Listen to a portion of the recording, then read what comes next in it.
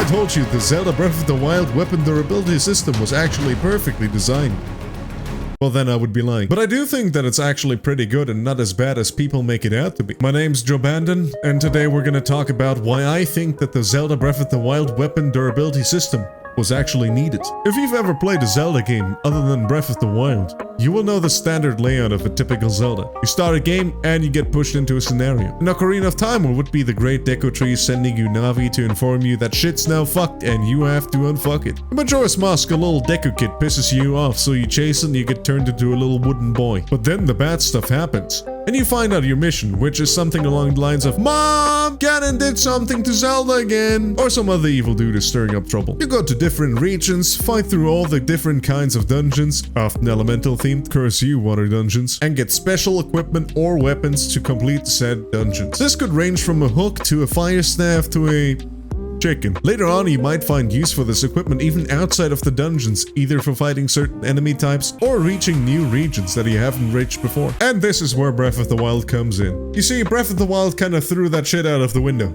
You get all the important equipment you need right at the start, and bam, you can fight Ganon. It's that easy. Good luck, naked man. You never find any special equipment that you really need to complete anything. Instead, you find a plethora of weapons on your journey. The world is literally littered with weapons. Tons of enemies are carrying them, chests contain them, and sometimes they just lie around chilling. Playing through Breath of the Wild, I never, ever ran out of weapons. As a matter of fact, there were probably too many weapons, making me painstakingly collect the Korok seed so I could carry some more. And my god, that was annoying. I'm sure many of you have seen the Guardian's weapons or the late game weapons and fell in love with them, especially if you found them early. Such superb damage. A clean, sleek design, and it broke. You'd be sitting there, defeated and depressed. Your new favorite weapon gone. And I get the frustration, I really do. But the thing is, without this weapon durability system, I feel like Breath of the Wild wouldn't have been nearly as interesting as it is now. At least in my opinion, please don't hurt me. Whenever a weapon was about to break, or did break, it forced me to switch up my gameplay. It's about to break?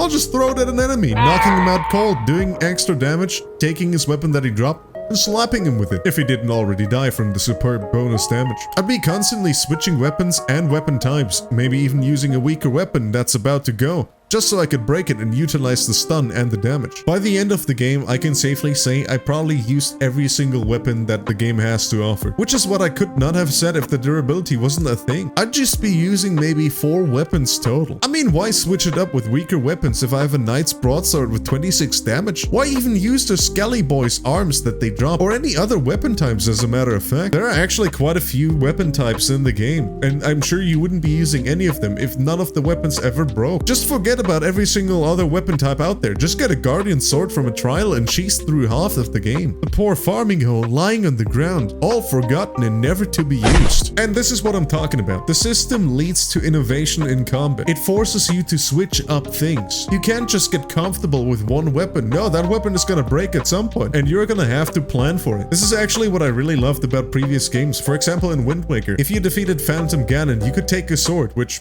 granted, at that point you couldn't really use it anymore because everyone in the region was dead, but it was fun. I just loved killing different kinds of enemies like the Lionels or the Bokoblins and getting their weapons. You could make an argument that maybe the entire system is flawed if it relies on weapon breakage for innovation, which is a pretty fair point. I have nothing to say to that. I'm not here to analyze anything big time, I'm just speaking of my opinion. I'm also not saying it's the perfect system or anything. I wouldn't even say that Breath of the Wild is a perfect game, not even in the slightest. The main dungeons sucked. 800 Korok seeds and 120 shrines were excessive, and quite frankly, the Ganon fight wasn't really that memorable. But I still love it for what it is, an incredible concept that is only gonna get better with the tiers of concept. That is only gonna get better with Tears of Kingdom. But yeah, I just wanted to make a quick little short video just voicing my opinion because I've seen it come up recently a lot of times that the weapon durability system was really bad. But as my most critical man would say, that's it. See ya.